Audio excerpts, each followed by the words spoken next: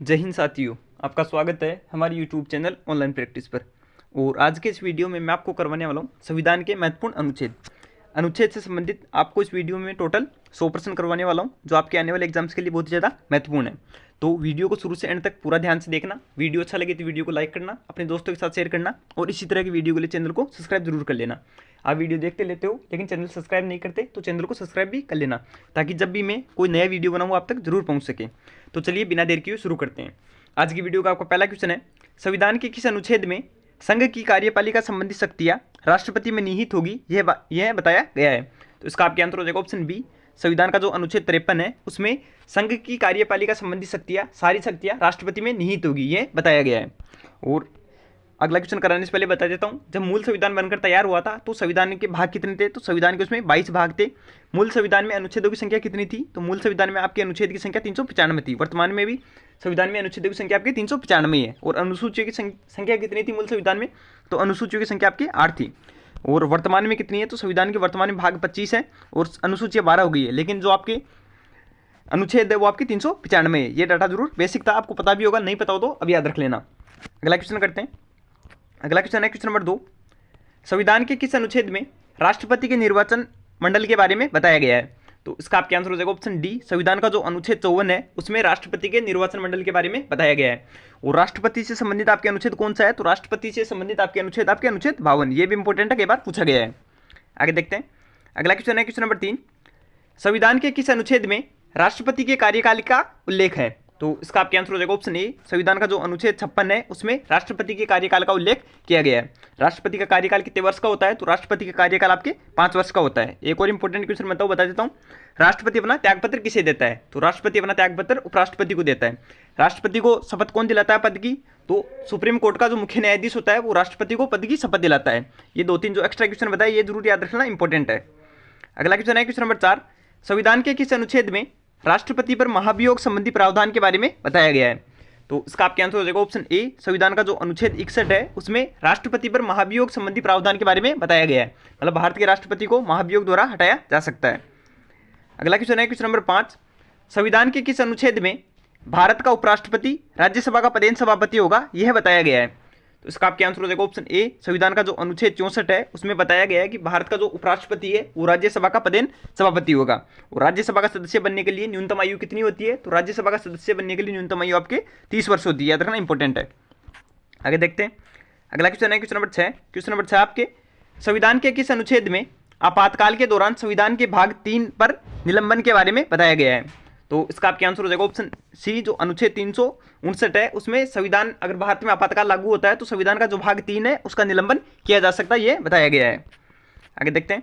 अगला क्वेश्चन है question number 7। Question number 7 कराने से पहले बता देता हूँ, अगर आपको इस वीडियो की पीडीएफ चाहिए तो वीडियो के डिस्क्रिप्शन में एक टेलीग्राम चैनल का लिंक दिया हुआ है, उसे जाकर वहाँ से ज्वाइन कर लो, वहाँ पर मैं आपको उसकी पीडीएफ प्रोवाइड करा दूंगा। तो क्वेश्चन नंबर 7 देखते हैं, संविधान के किस अनुच्छेद में राष्ट्रपति द्वारा समाधान की शक्ति के बारे में बताया गया है? इंपॉर्टेंट है, याद रखना। तो इसका आपके आंसर हो जाएगा ऑप्शन डी। संविधान का जो अनुच्छेद 72 है उसमें राष्ट्रपति की समाधान शक्ति के बारे में बताया गया है। अगर किसी कैदी को मृत्युदंड की सजा दी गई है तो राष्ट्रपति उसकी सजा को माफ कर सकता है और उसे उम्र कैद में बदल सकता है। ये शक्ति केवल राष्ट्रपति के पास ही होती है। अगला क्वेश्चन है क्वेश्चन नंबर 8, संविधान के किस अनुच्छेद में भारत के महान्यायवादी का उल्लेख के बारे में बताया गया है? तो इसका आपके आंसर हो जाएगा ऑप्शन बी। संविधान का जो अनुच्छेद 76 है उसमें भारत के महान्यायवादी के नियुक्ति के बारे में आपके बताया गया है। अगला क्वेश्चन है क्वेश्चन नंबर 9, संविधान के किस अनुच्छेद में संसद के गठन का उल्लेख है?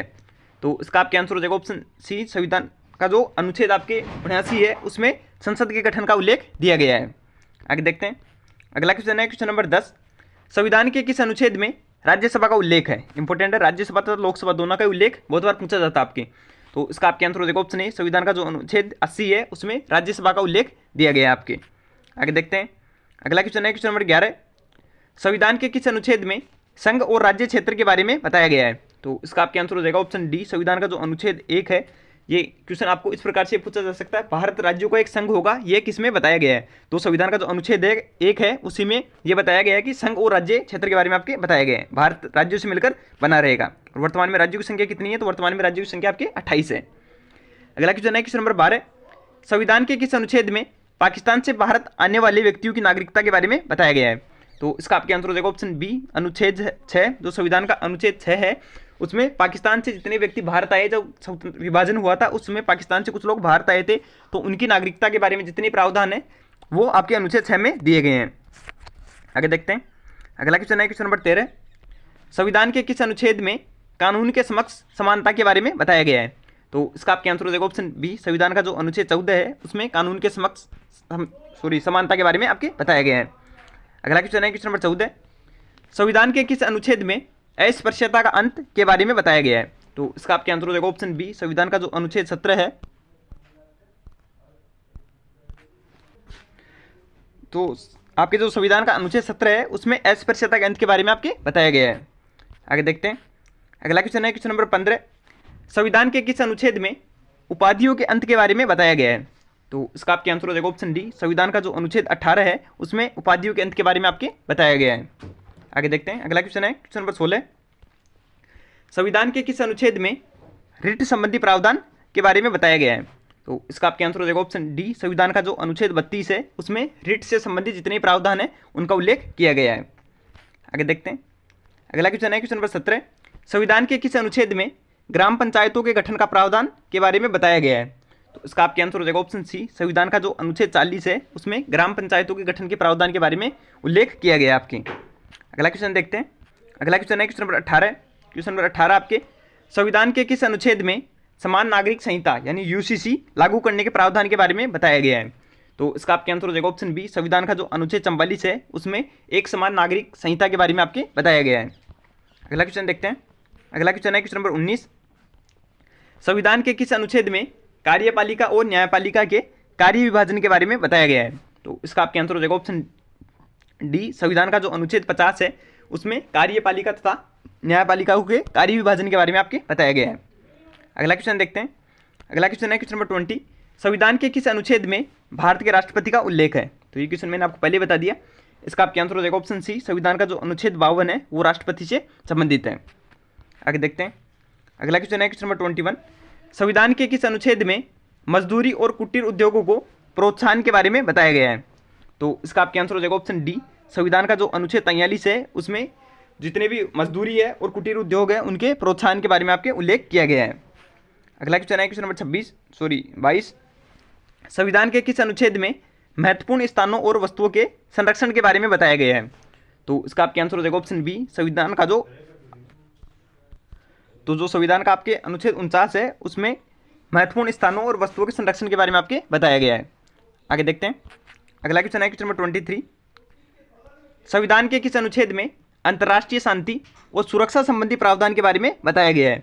तो इसका आपके आंसर हो जाएगा ऑप्शन ए, संविधान का जो अनुच्छेद 51 है, अनुच्छेद 52 तो आपके राष्ट्रपति से संबंधित है, लेकिन जो आपके अनुच्छेद 51 है उसमें अंतर्राष्ट्रीय शांति और सुरक्षा संबंधी प्रावधान आपके दिए गए हैं। आगे देखते हैं, अगला क्वेश्चन है क्वेश्चन नंबर 24। संविधान के किस अनुच्छेद में राष्ट्रपति के निर्वाचन संबंधी पद्धति के बारे में बताया गया है? तो इसका आपके आंसर हो जाएगा ऑप्शन बी, संविधान का जो अनुच्छेद 55 है उसमें राष्ट्रपति के निर्वाचन से संबंधित पद्धति के बारे में बताया गया है। और राष्ट्रपति पर महाभियोग से संबंधित अनुच्छेद कौन सा था? तो अनुच्छेद आपके 61 राष्ट्रपति पर महाभियोग से संबंधित था। आगे देखते हैं, अगला क्वेश्चन है क्वेश्चन नंबर 25। क्वेश्चन नंबर 25 आपके संविधान के किस अनुच्छेद में राष्ट्रपति के पुनर्निर्वाचन की पात्रता के बारे में बताया गया है?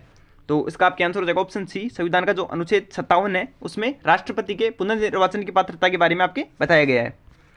अगला क्वेश्चन देखते हैं, अगला क्वेश्चन है क्वेश्चन नंबर 26। संविधान के किस अनुच्छेद में राष्ट्रपति बनने के लिए योग्यताओं के बारे में बताया गया है? तो इसका आपके आंसर हो जाएगा ऑप्शन बी, संविधान का जो अनुच्छेद 58 है, ये याद रखना, राष्ट्रपति से संबंधित अनुच्छेद जितने भी 57, 58, 56 जितने भी है सारे याद रखना। तो जो अनुच्छेद 58 है उसमें राष्ट्रपति बनने के लिए जितनी भी योग्यता है उनके बारे में आपके बताया गया है। अगला क्वेश्चन है क्वेश्चन नंबर 27। पहला वाला आपको योग्यता करवाया था, अब इसमें शर्तें बताई गई है। संविधान के किस अनुच्छेद में राष्ट्रपति पद के लिए शर्तों के बारे में बताया गया है? तो इसका आपके आंसर हो जाएगा ऑप्शन डी, संविधान का जो अनुच्छेद 59, संविधान का जो अनुच्छेद 59 है उसमें राष्ट्रपति पद के लिए शर्तों के बारे में बताया गया है। अलग अलग याद रखना, कंफ्यूज मत होना। जो अनुच्छेद 52 है वो राष्ट्रपति से संबंधित है। अगला क्वेश्चन है क्वेश्चन नंबर 28। संविधान के किस अनुच्छेद में राष्ट्रपति द्वारा शपथ का उल्लेख है? तो इसका आपके आंसर हो जाएगा ऑप्शन बी, संविधान का जो अनुच्छेद 60 है उसमें राष्ट्रपति द्वारा किसी पद की किसी को शपथ दिलाई जाती है उसका उल्लेख किया गया है। अगला क्वेश्चन देखते हैं, अगला क्वेश्चन है क्वेश्चन नंबर 29। संविधान के किस अनुच्छेद में उपराष्ट्रपति के पद का उल्लेख है? तो इसका आपके आंसर हो जाएगा ऑप्शन बी, संविधान का जो अनुच्छेद 63 है उसमें उपराष्ट्रपति पद का उल्लेख आपके दिया गया है। इंपॉर्टेंट है उपराष्ट्रपति पद का भी। अगला क्वेश्चन है क्वेश्चन नंबर 30। क्वेश्चन नंबर 30 है, संविधान के किस अनुच्छेद में आकस्मिक स्थिति में राष्ट्रपति नहीं होने की स्थिति में उपराष्ट्रपति राष्ट्रपति के तौर पर कार्य करेंगे के बारे में बताया गया है। मान लीजिए अब भारत का राष्ट्रपति विदेश यात्रा पर गया हुआ है, तो उस समय उपराष्ट्रपति राष्ट्रपति के तौर पर कार्य करता है। तो ये किस अनुच्छेद में बताया गया आपके? तो इसका आपके आंसर होगा ऑप्शन सी, अनुच्छेद 65। अनुच्छेद 65 में राष्ट्रपति की अनुपस्थिति में उपराष्ट्रपति राष्ट्रपति के तौर पर कार्य करेगा, ये आपके बताया गया है। अगला क्वेश्चन देखते हैं। अगला क्वेश्चन है क्वेश्चन नंबर 31, संविधान के किस अनुच्छेद में लोकसभा का उल्लेख है? तो इसका आपके आंसर हो जाएगा ऑप्शन बी, संविधान का जो अनुच्छेद 81 है उसमें लोकसभा का उल्लेख दिया गया है। और जो संविधान का अनुच्छेद 80 है उसमें किसका उल्लेख दिया गया है? तो संविधान का अनुच्छेद 80 में आपके राज्यसभा का उल्लेख दिया गया है। दोनों के उल्लेख याद रखना, कई बार पूछ लिए जाते हैं आपके। अगला क्वेश्चन है क्वेश्चन नंबर 32, संविधान के किस अनुच्छेद में भारत के नियंत्रक महालेखा परीक्षक का उल्लेख है? तो इसका आपके आंसर हो जाएगा ऑप्शन बी, संविधान का जो अनुच्छेद 148 है उसमें भारत के नियंत्रक महालेखा परीक्षक का उल्लेख आपके दिया गया है। अगला क्वेश्चन है क्वेश्चन नंबर 33, संविधान के किस अनुच्छेद में राज्यपाल की नियुक्ति के बारे में बताया गया है? तो इसका आपके आंसर हो जाएगा ऑप्शन सी, संविधान का जो अनुच्छेद 155 में उसमें राज्यपाल की नियुक्ति के बारे में बताया गया है। और राज्यपाल को पद की शपथ कौन दिलाता है, ये इंपॉर्टेंट है, याद रख लेना। जो उस राज्य का उच्च न्यायालय होता है उसका मुख्य न्यायाधीश होता है, वो उस राज्य के राज्यपाल को आपके पद की गोपनीयता की शपथ दिलाता है। ये जरूर इंपॉर्टेंट है, याद रख लेना। और जो राज्य का राज्यपाल होता है वो आपका त्यागपत्र किसे देता है? तो भारत के राष्ट्रपति को राज्य का राज्यपाल त्यागपत्र देता है। अगला क्वेश्चन है क्वेश्चन नंबर 34, संविधान के किस अनुच्छेद में राज्यपाल की अध्यादेश जारी करने की शक्ति के बारे में बताया गया है? तो इसका आपके आंसर हो जाएगा ऑप्शन ए, संविधान का जो अनुच्छेद 213 है उसमें राज्यपाल द्वारा अध्यादेश जारी करने की शक्ति के बारे में बताया गया है। आगे देखते हैं। अगला क्वेश्चन है क्वेश्चन नंबर 35, संविधान के किस अनुच्छेद में नए राज्यों की स्थापना का प्रावधान है? तो इसका आपके आंसर हो जाएगा ऑप्शन ए, संविधान का जो अनुच्छेद 2 है उसमें नए राज्यों की स्थापना से संबंधित जितने प्रावधान है वो सारे अनुच्छेद 2 में दिए गए हैं। अगला क्वेश्चन है क्वेश्चन नंबर 36, संविधान के किस अनुच्छेद में संविधान की शुरुआत में नागरिकता का प्रावधान के बारे में बताया गया है? तो इसका आपके आंसर हो जाएगा ऑप्शन ए, संविधान का जो अनुच्छेद 5 है उसमें जो संविधान की शुरुआत है उसमें नागरिकता के प्रावधान के बारे में आपके बताया गया है।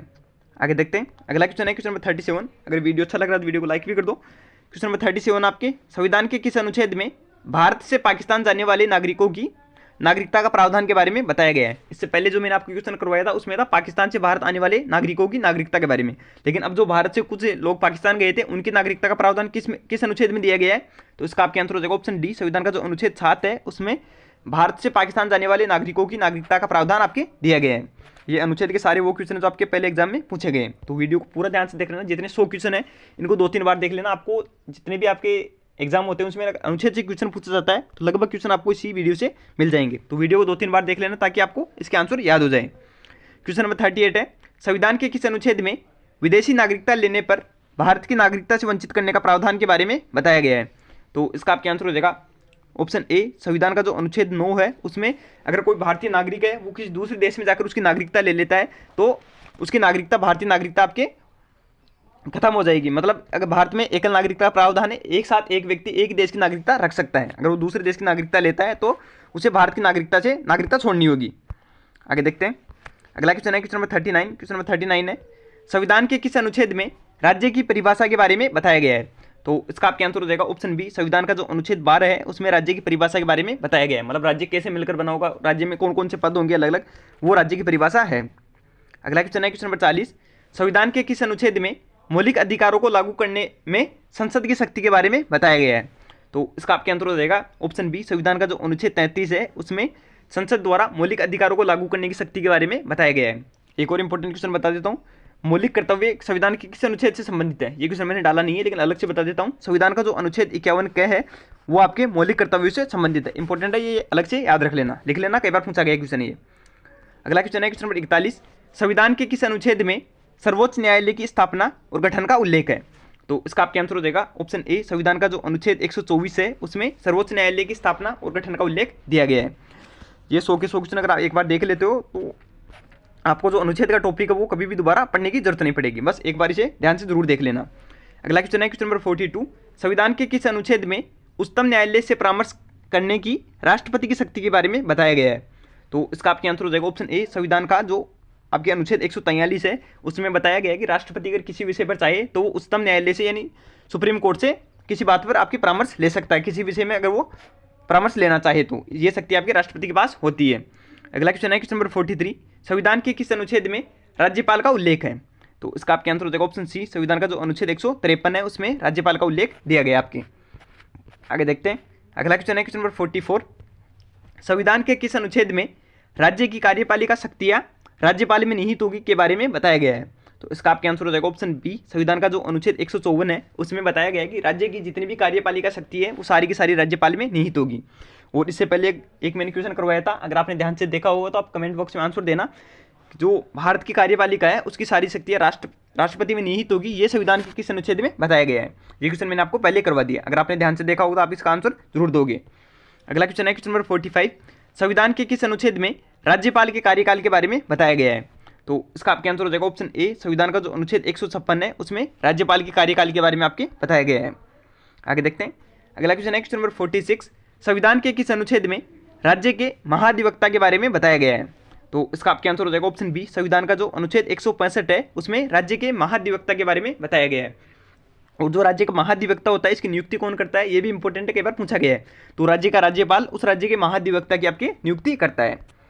अगला क्वेश्चन है क्वेश्चन नंबर 47। क्वेश्चन नंबर 47 है, संविधान के किस अनुच्छेद में राज्यपाल की जानकारी देने के संबंध में राज्यपाल को जानकारी देने के संबंध में मुख्यमंत्री के कर्तव्य के बारे में बताया गया है?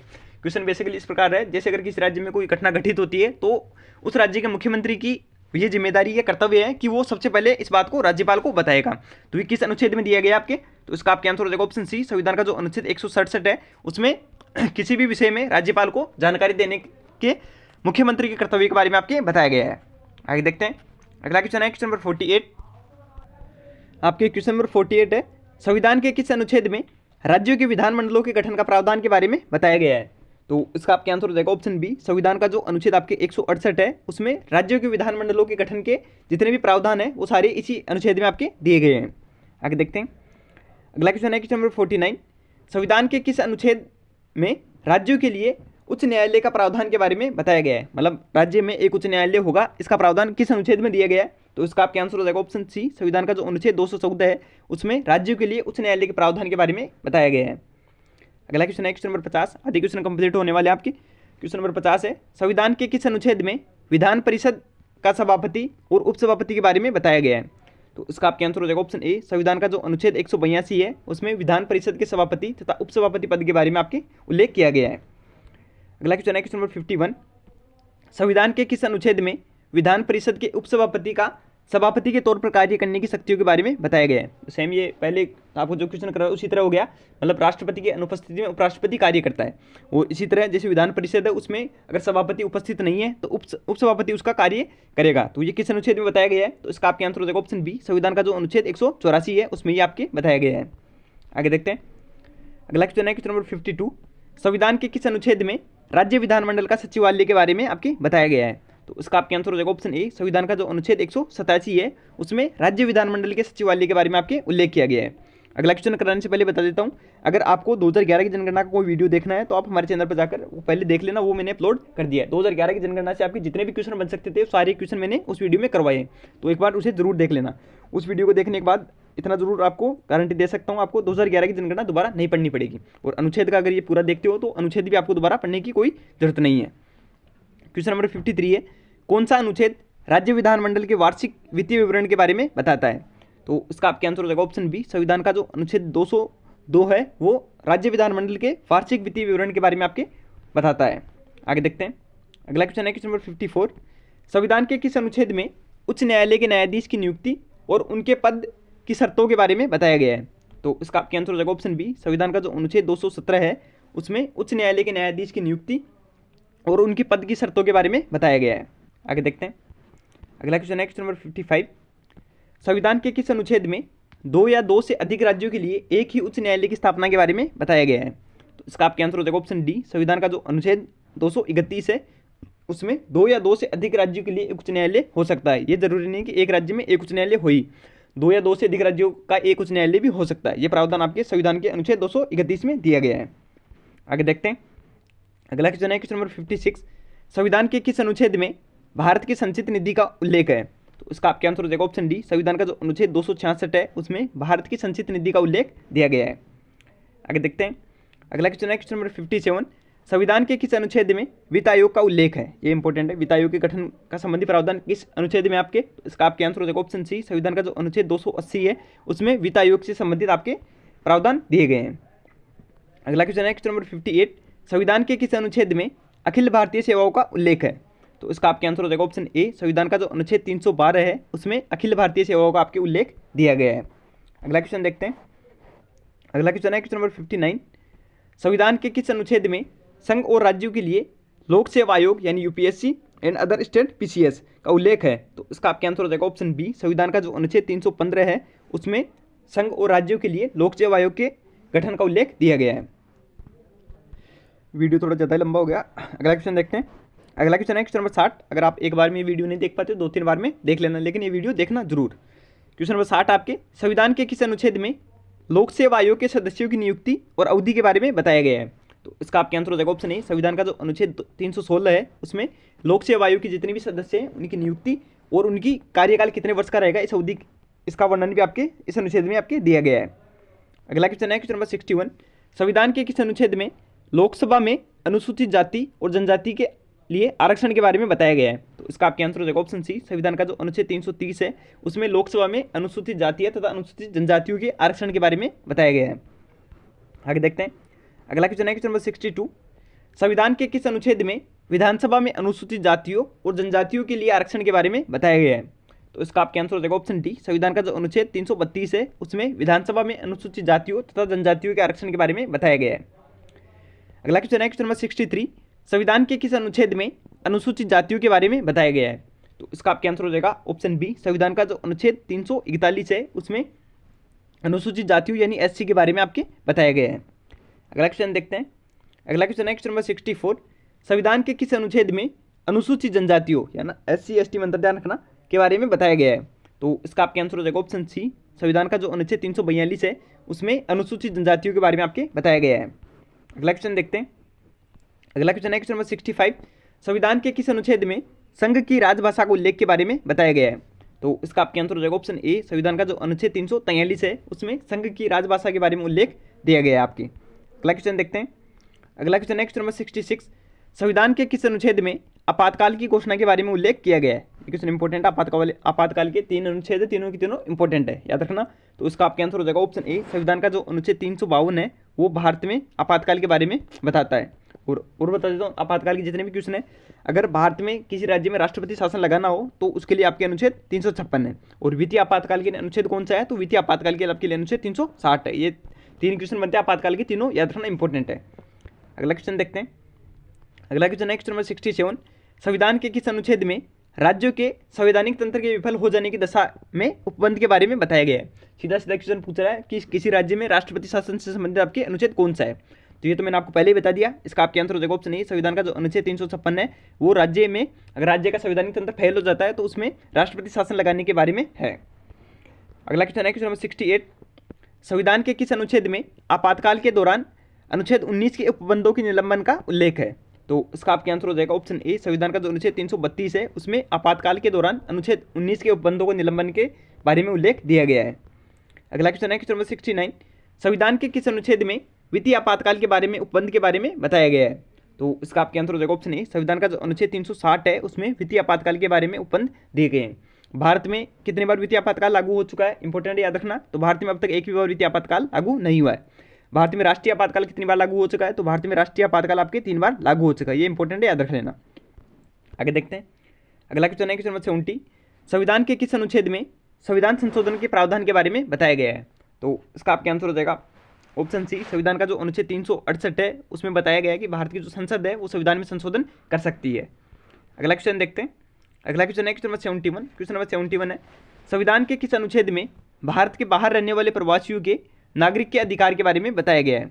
तो इसका आपके आंसर हो जाएगा ऑप्शन सी, संविधान का जो अनुच्छेद 8 है उसमें बताया गया है कि जितने भी लोग भारत के बाहर रहते हैं यानी प्रवासी है उनके जितने भी अधिकार है उनके बारे में अनुच्छेद 8 में उल्लेख किया गया है। अगला क्वेश्चन है क्वेश्चन नंबर 72, संविधान के किस अनुच्छेद में धर्म, जाति, लिंग, जन्म स्थान आदि के आधार पर भेदभाव नहीं होगा के बारे में बताया गया है? तो इसका आपके आंसर हो जाएगा ऑप्शन ए, संविधान का जो अनुच्छेद 15 है उसमें धर्म, जाति, लिंग, जन्म स्थान के आधार पर भेदभाव को निषेध किया गया है। ये निषेध वाला इंपॉर्टेंट है। एक होता है विधि के समान मतलब कानून की दृष्टि में सभी एक समान रहेगा। तो उससे संबंधित कौन सा अनुच्छेद है? तो अनुच्छेद 14 कानून की दृष्टि में सभी एक समान रहेंगे, इससे संबंधित आपके अनुच्छेद है। ये दोनों अनुच्छेद इंपॉर्टेंट है, 14 और 15 दोनों ही। अगला क्वेश्चन है क्वेश्चन नंबर 73, संविधान के किस अनुच्छेद में शांतिपूर्वक बिना हथियारों के कहीं पर भी इकट्ठा होने के बारे में बताया गया है? तो इसका आपके आंसर हो जाएगा ऑप्शन सी, संविधान का जो अनुच्छेद 19 बी है, 19 भाग बी, उसमें बताया गया है कि आप किसी भी जगह बिना हथियारों के इकट्ठा हो सकते हो भारत में। अगला क्वेश्चन है क्वेश्चन नंबर 74, संविधान के किस अनुच्छेद में देश के किसी भी भाग में आने जाने की स्वतंत्रता के बारे में बताया गया है? तो इसका आपके आंसर हो जाएगा ऑप्शन बी, संविधान का जो अनुच्छेद 19 डी है, उसमें आप देश में मतलब भारत में किसी भी स्थान पर आ जा सकते हो, इसमें कोई रोक टोक नहीं होगी आपकी।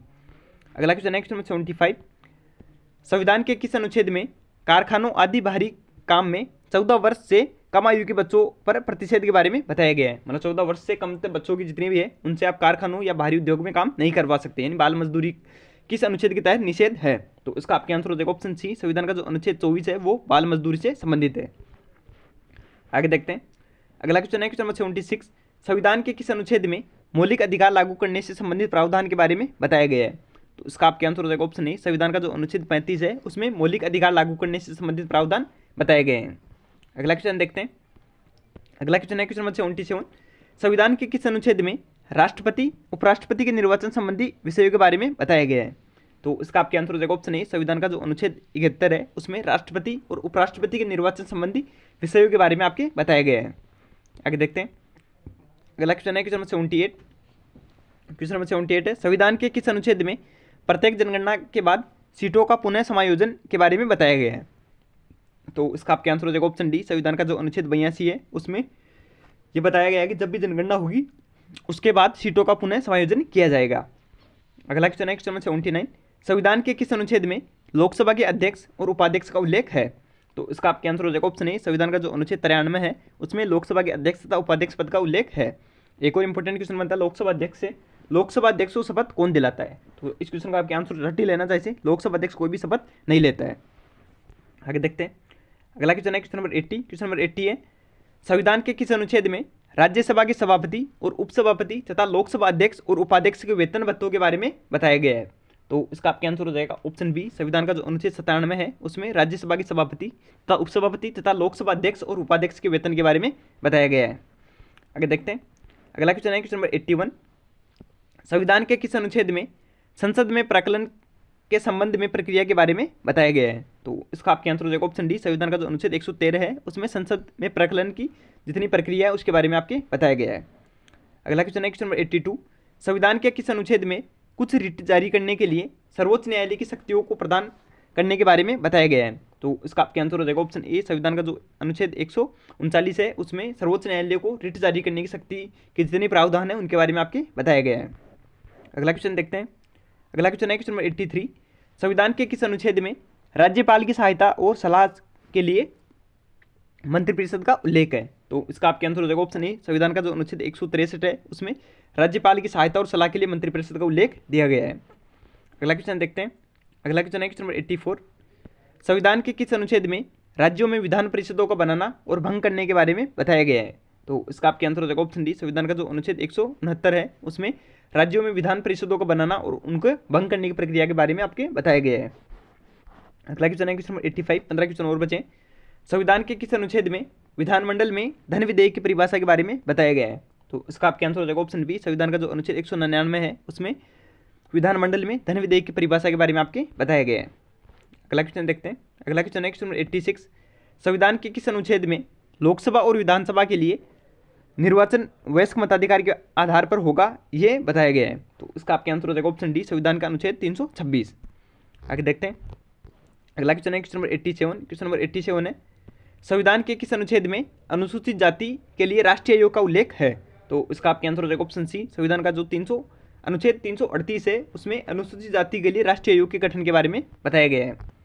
अगला क्वेश्चन है क्वेश्चन नंबर 88, संविधान के किस अनुच्छेद में राज्यों की सीमा और नाम में परिवर्तन का प्रावधान है? तो इसका आपके आंसर हो जाएगा ऑप्शन सी, संविधान का जो अनुच्छेद 3 है उसके तहत भारत की जो संसद है वो राज्यों की सीमाओं में बदलाव कर सकती है तथा उनके नाम में परिवर्तन कर सकती है। ये हक सारा संसद को ही है। अगला क्वेश्चन है क्वेश्चन नंबर 89, संविधान के किस अनुच्छेद में बोलने की स्वतंत्रता अभिव्यक्ति की स्वतंत्रता के बारे में बताया गया है। तो इसका आपका आंसर हो जाएगा ऑप्शन बी, संविधान का जो अनुच्छेद 19A है उसमें बोलने की स्वतंत्रता तथा अभिव्यक्ति की स्वतंत्रता के बारे में बताया गया है। अगला क्वेश्चन देखते हैं। अगला क्वेश्चन है क्वेश्चन नंबर 90, संविधान के किस अनुच्छेद में संसद में प्रयोग की जाने वाली भाषा के बारे में बताया गया है। तो इसका आपका आंसर हो जाएगा ऑप्शन सी, संविधान का जो अनुच्छेद 120 है वो संसद में प्रयोग की जाने वाली भाषा के बारे में बताया गया है। और एक क्वेश्चन आपको देता हूँ, कमेंट बॉक्स में कमेंट करना, संसद में कौन सी भाषा कार्यकारी भाषा है। अगला क्वेश्चन है क्वेश्चन नंबर 91, संविधान के किस अनुच्छेद में उपराष्ट्रपति के निर्वाचन से संबंधित प्रावधान है। तो इसका आपका आंसर हो जाएगा ऑप्शन बी, संविधान का जो अनुच्छेद 66 है उसमें उपराष्ट्रपति पद के लिए निर्वाचन से संबंधित आपके जितने प्रावधान वो सारे उसी अनुच्छेद में दिए गए हैं। अगला क्वेश्चन है क्वेश्चन नंबर 92, संविधान के किस अनुच्छेद में उपराष्ट्रपति के कार्यकाल का उल्लेख है। तो इसका आपका आंसर हो जाएगा ऑप्शन बी, संविधान का जो अनुच्छेद 67 है उसमें उपराष्ट्रपति के कार्यकाल का उल्लेख दिया गया है। अगला क्वेश्चन देखते हैं। अगला क्वेश्चन है क्वेश्चन नंबर 93, संविधान के किस अनुच्छेद में राष्ट्रपति को सलाह देने के लिए मंत्रिपरिषद का उल्लेख है। तो इसका आपका आंसर हो जाएगा ऑप्शन ए, संविधान का जो अनुच्छेद 76 है उसमें बताया गया है कि राष्ट्रपति को किसी विषय में सलाह चाहिए तो वो मंत्रिपरिषद उसके लिए तैयार रहेगी। अगला क्वेश्चन है क्वेश्चन 94, संविधान के किस अनुच्छेद में राष्ट्रपति को जानकारी देने के लिए प्रधानमंत्री के कर्तव्य के बारे में बताया गया है। इससे पहले मैंने सेम राज्य का बताया था कि जो राज्य का राज्यपाल है उसे जानकारी देगा उस राज्य का मुख्यमंत्री, तो उसके कर्तव्य का पहले मैंने करवा दिया। अब आपके प्रधानमंत्री के कर्तव्य के बारे में पूछ रहा है, तो इसका आपका आंसर हो जाएगा ऑप्शन डी, संविधान का जो अनुच्छेद 78 है उसमें जो राष्ट्रपति को जानकारी देने के लिए प्रधानमंत्री के कर्तव्य के बारे में आपके बताया गया है। अगला क्वेश्चन है क्वेश्चन नंबर 95, संविधान के किस अनुच्छेद में संसद के सदन की अवधि का उल्लेख है। तो इसका आपका आंसर हो जाएगा ऑप्शन ए, संविधान का जो अनुच्छेद 83 है उसमें संसद के सदन की अवधि के बारे में बताया गया है। अगला क्वेश्चन है क्वेश्चन नंबर 96, संविधान के किस अनुच्छेद में संसद की सदस्यता के लिए योग्यताओं के बारे में बताया गया है। तो इसका आपका आंसर हो जाएगा ऑप्शन जी, संविधान का जो अनुच्छेद 84 है उसमें संसद की सदस्यता के लिए जितनी भी योग्यता है उनके बारे में बताया गया है। अगला क्वेश्चन है क्वेश्चन नंबर 97, खत्म होने वाला है वीडियो। संविधान के किस अनुच्छेद में राज्यसभा का सभापति और उपसभापति का उल्लेख है। तो इसका आपका आंसर हो जाएगा ऑप्शन ए, संविधान का जो अनुच्छेद 79 है उसमें राज्यसभा के सभापति तथा उपसभापति पद का उल्लेख किया गया है। अगला क्वेश्चन है क्वेश्चन नंबर 98, संविधान के किस अनुच्छेद में धन विधेयक की परिभाषा के बारे में बताया गया है। डबल स्टार लगा लेना इसके। इसका आपका आंसर हो जाएगा ऑप्शन बी, संविधान का जो अनुच्छेद 110 है उसमें धन विधेयक की परिभाषा दी गई है। अगला क्वेश्चन देखते हैं। अगला क्वेश्चन है क्वेश्चन नंबर 99, संविधान के किस अनुच्छेद में वार्षिक वित्तीय विवरण, याद रखना जो भारत का संविधान है उसमें बजट शब्द का प्रयोग नहीं हुआ है, बजट की जगह उसका आपने इस्तेमाल किया वार्षिक वित्तीय विवरण, तो इसका उल्लेख किस में दिया गया है। तो इसका आपका आंसर हो जाएगा ऑप्शन ए, संविधान का जो अनुच्छेद 112 है उसमें वार्षिक वित्तीय विवरण के बारे में बताया गया है। तो चलिए आज की वीडियो का आखिरी क्वेश्चन करते हैं, क्वेश्चन नंबर 100, संविधान के किस अनुच्छेद में राष्ट्रपति के अध्यादेश जारी करने की शक्ति के बारे में बताया गया है। तो इसका आपका आंसर हो जाएगा ऑप्शन ए, संविधान का जो अनुच्छेद 123 है उसमें राष्ट्रपति द्वारा अध्यादेश जारी करने की शक्ति के बारे में बताया गया है। एक और क्वेश्चन बनता है अध्यादेश से, राष्ट्रपति कोई भी अध्यादेश जारी करता है तो कितनी अवधि के लिए लागू रहता है। तो वो 6 माह के लिए लागू रहता है, ये इंपॉर्टेंट याद रखना। तो अनुच्छेद से संबंधित 100% थे, मुझे इतना जरूर यकीन है अगर आपने ये वीडियो शुरू से अंत तक पूरा ध्यान से देखा है। अगर आपको एक बार में नहीं याद हुआ तो 2 बार देख लेना, तो अगर पूरा ध्यान से देख ले तो ये आपको दोबारा अनुच्छेद कभी पढ़ने की जरूरत नहीं पड़ेगी। आपके एग्जाम में जितने भी क्वेश्चन होंगे लगभग आपको इस वीडियो से मिल जाएंगे। अब आपको जो इसमें कुछ क्वेश्चन नहीं थे वो बता देता हूँ। आपको एक चीज़ पूछ ली जाए, आपकी राज्य जो भारत की नागरिकता है उससे संबंधित प्रावधान अनुच्छेद कौन कौन से हैं। तो अनुच्छेद आपके जो 5 से 11 है वो आपकी नागरिकता से संबंधित प्रावधान है। कई बार एग्जाम में देखा गया क्वेश्चन अलग से न पूछकर एक साथ पूछ लिया गया, मतलब नागरिकता से संबंधित कुल कितने अनुच्छेद है। तो 5 से 11 अनुच्छेद वो आपके नागरिकता से संबंधित है। अब पूछ लिया जाए मौलिक अधिकारों से संबंधित आपके अनुच्छेद कौन सा है। तो अनुच्छेद 12 से 35 है, अनुच्छेद 12 से 35 आपके मौलिक अधिकारों से संबंधित है। जो लास्ट में बता रहा हूँ सबसे इंपॉर्टेंट है। नीति निर्देशक तत्व से संबंधित अनुच्छेद कौन सा है। तो अनुच्छेद 36 से 51, याद रखना 36 से 51 आपके नीति निर्देशक तत्व से संबंधित है। और इससे पहले मैंने आपको बता दिया था आपके मूल कर्तव्य आपके अनुच्छेद 51 कैसे संबंधित है। और भाग पूछ लिया जाए तो भाग 4 के। तो ये कंप्लीट होते हैं जो आपको लास्ट में बताइए, इनको अलग से लिख लेना, इंपॉर्टेंट है, पूछे जा सकते हैं। और अगर आपको इसकी पीडीएफ चाहिए तो वीडियो के डिस्क्रिप्शन में टेलीग्राम चैनल का लिंक दिया हुआ, उसे जाकर वहाँ से ज्वाइन कर लो, वहाँ पर मैं आपको इसकी पीडीएफ प्रोवाइड करा दूंगा। और इसी तरह की वीडियो के लिए चैनल को सब्सक्राइब जरूर कर लेना।